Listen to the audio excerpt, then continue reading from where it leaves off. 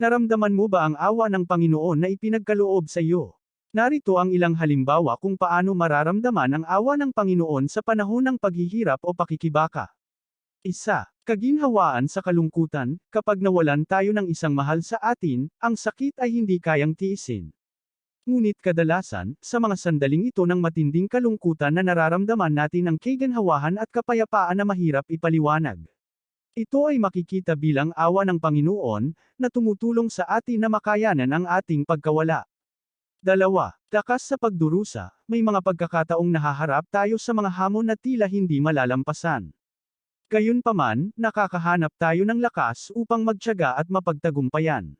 Ang panloob na lakas na ito, kadalasang lampas sa ating sariling pangunawa, ay maaaring maging isang pagpapakita ng awa ng Panginoon. 3. Pagpapatawad at pagpapagaling. Kapag tayo ay nagkamali o nagkamali sa iba, ang pagkakasala at pagsisisi ay maaaring mabigat sa atin. Ang kakayahang patawarin ang ating sarili, humingi ng kapatawaran, at magpagaling ay makikita bilang awa ng Panginoon, na nagpapahintulot sa atin na sumulong. 4. Hindi inaasahang tulong. Minsan, kapag tayo ay nahihirapan, ang tulong ay nagmumula sa mga hindi inaasahang lugar o sa hindi inaasahang paraan. Ito ay makikita bilang awa ng Panginoon, na nagbibigay ng ating mga pangangailangan sa mga paraan na hindi natin inaasahan. 5.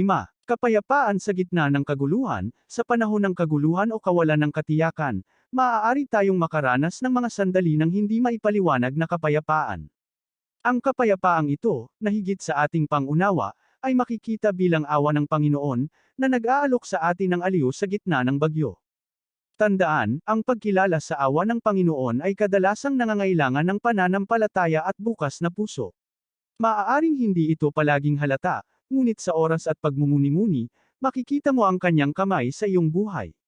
Mag-leave ng comment kung may kakaiba ka rin na experience tungkol sa mercy ni Lord. Paki-like at share na rin para marami pa tayong kapatid na matutulungan tungkol sa paksa na ito. Maraming salamat po.